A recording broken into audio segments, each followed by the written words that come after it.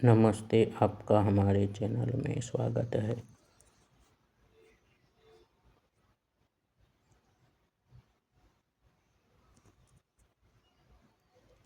न बुद्धिभेदं जनयेदज्ञानात् कर्मसङ्गिनां जोषयत्सर्वकर्माणि विद्वान् युक्तः समाचरन्।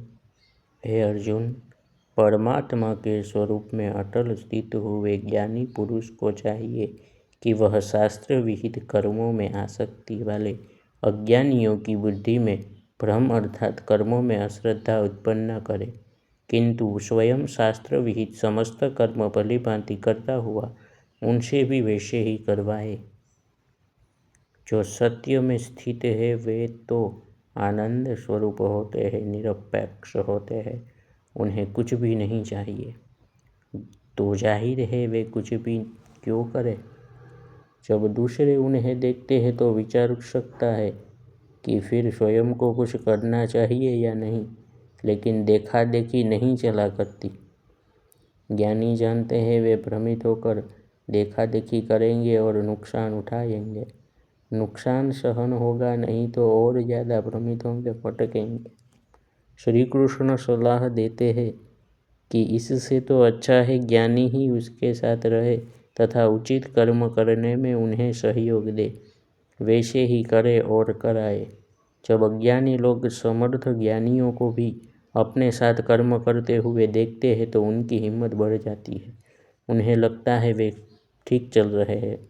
ज्ञानी के साथ रहने से उसके कर्म करने का तरीका भी मालूम पड़ता है। दो मित्र एक ही विभाग में काम करते हैं। एक मित्र स्वस्थ है, संतुलित है, दूसरा अस्वस्थ है, असंतुलित है, तो वह पहले वाले से सीखेगा। समझ का इतना प्रभाव है। एक संत का सुवाक्य पढ़ने में आया, आप जिन चीज़ों का रास्ता रोकेंगे वे चीज़ें आपको प्राप्त नहीं होगी। इसका मतलब है आदमी जिन चीज़ों को पाना चाहता है उनका रास्ता रोकता है। कौन रोकता है? अहंकार रोकता है, अहम बुद्धि रोकती है। उसे कुछ चाहिए, एक और बुद्धि होती है, अहंकार रहित बुद्धि। वह ज़्यादा स्पष्ट रूप से समझती है। उसे पता चलता है कि अहंकार पूर्वक कुछ पाने, उसका सुख भोगने की कोशिश की तो वह वस्तु उसे प्राप्त नहीं होगी, क्योंकि वह खुद दीवार बनकर उसका रास्ता रोक रहा है।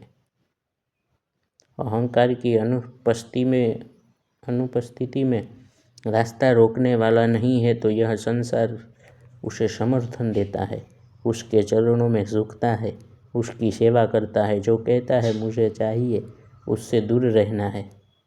यह बात जड़ चेतन सब पर लागू होती है, चाहे जड़ वस्तु हो चाहे चेतन मनुष्य हो। धन जड़ है, जिसे धन चाहिए वह धन का रास्ता रोककर उसे पाना चाहता है। वह रास्ता न रोके तो धन सहजता से आ सकता है। देखा होगा एक ही धंधे में रहने वालों में जितना असहज है उतनी नुकसानी उठाता है। जो जितना सहज है उतने फायदे में रहता है, उसे रास्ते दिखाई देते हैं। जो अकेलेपन का शिकार है उसे यह शिकायत हो सकती है कि लोगों में प्रेम नहीं है। उसे ये समझ में नहीं आता कि वह खुद उस प्रेम का रास्ता रोक रहा है, और जिसका रास्ता वह रोकता है वह उसे मिलता नहीं। सम्मान के साथ भी ऐसा ही है। सम्मान चाहिए तो सम्मान नहीं मिलता, सम्मान नहीं चाहिए तो सम्मान मिलता है, क्योंकि वहाँ अहंकार नहीं है, सहजता है। सहज व्यक्ति को सब सम्मान देते हैं, असहज से कुछ बचते हैं, सब बचते हैं तो असहज और ज़्यादा असहज होता है। उसकी कामना और निराशा, हताशा जोर से ज़्यादा बढ़ जाता है। उसे सब दोषी नजर आते हैं, ईश्वर भी। उसे लगता है ईश्वर अन्याय कर रहा है, मगर ईश्वर ने सारी समझ दे रखी है ग्रंथों के माध्यम से, महापुरुषों के द्वारा। फुर्सत हो तो उन्हें पढ़े, उन्हें सुने और समझे। वे लोग कौन हैं जो कहते हैं उनके पास समय नहीं है? ये वे लोग हैं जो कामना से विक्षिप्त है, असहज और अत्यंत अधीर है। जो सहज है वह तो बिल्कुल व्यवस्थित होता है, उसे अकेलेपन की समस्या नहीं होती। लोग उससे मिलना पसंद करते हैं। क्या कारण है जो किसी के व्यक्ति में चुंबकीय आकर्षण होता है? किसी का व्यक्तित्व सबको दूर धकेलता है और उसकी शिकायत करता है। दरअसल वह चाहता है कि लोग उसके अहंकार की सेवा में रहे, उसकी सेवा में उपस्थित रहकर उसके आंतरिक अभाव की पूर्ति करे। अहंकार और अभाव एक ही चीज़ है। जहाँ अहंकार है वहाँ अभाव है, जहाँ अभाव है वहाँ अहंकार है। जैसे जितना धन का अभाव भटकता है आदमी, उतना ज़्यादा अहंकारी है। कोई ऐसा भी हो सकता है कि उसके पास धन नहीं है, वह अहंकार मुक्त है। वह या तो संतोष का अनुभव करते हुए थोड़े जीवन में गुजार कर सकता है या सहज रहकर धनोपार्जन हेतु उद्यम कर सकता है। वह व्यग्रता रहित स्वस्थ होता है, इसलिए उसे रास्ते दिखाई देते हैं। राजा बुद्धिमान लोगों को अपना मंत्री, अपना कुशल सलाहकार बना लेते हैं। जिनमें यह योग्यता नहीं होती वे सामान्य पदों पर रहते हैं। आज भी यही है, कहीं कुछ नहीं बदला। दो व्यक्ति इंटरव्यू देने जाते हैं। एक व्यक्ति व्यग्र है, कामनाग्रस्त है, चिंतित है। दूसरा व्यक्ति शांत, स्थिर तथा निश्चिंत है। उसे उत्तर याद नहीं रखने पड़ते, सही और सटीक उत्तर अपने आप याद आ जाते हैं। स्वस्थता की यह बड़ी देन है। अस्वस्थ व्यक्ति इससे वंचित रहता है। किसी ने अन्याय नहीं किया है, सिर्फ वह उसे जानता नहीं। जाने तो वह भी निश्चिंत हो जाए। एक जगह नौकरी नहीं मिली तो दूसरी तीसरी जगह मिल जाएगी।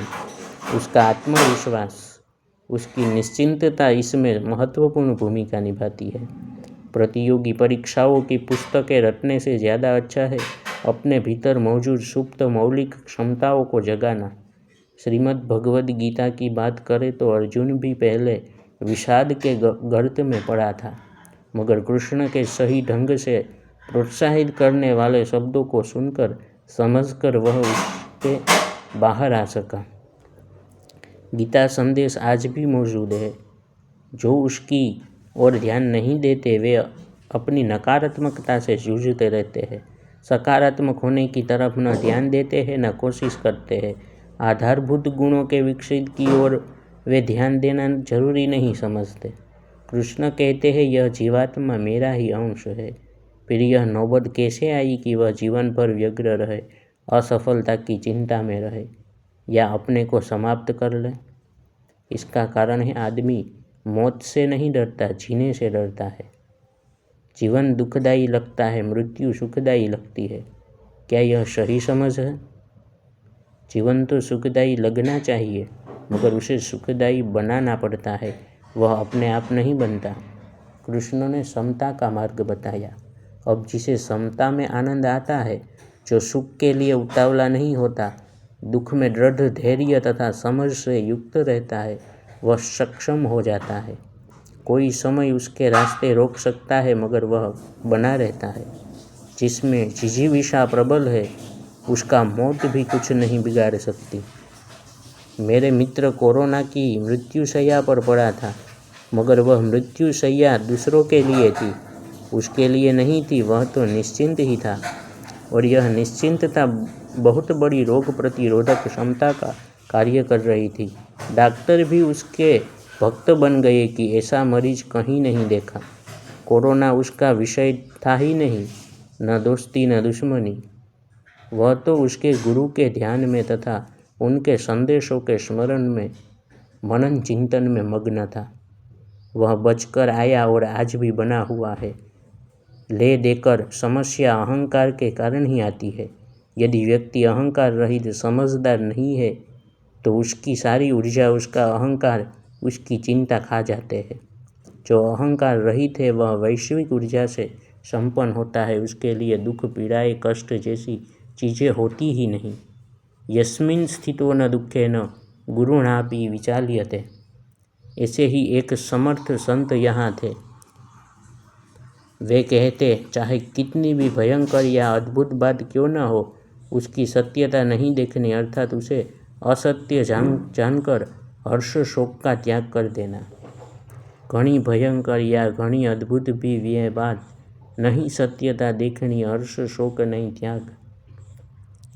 यह वही कर सकता है जो आत्म ऊर्जा से लबालब भरा हो। अहंकार की क्या ऊर्जा है? वह तो ऊर्जा का उपयोग करता है, असीम ऊर्जा को अपने सीमित दायरे में लाकर उसके सौभाग्य से वंचित रहता है।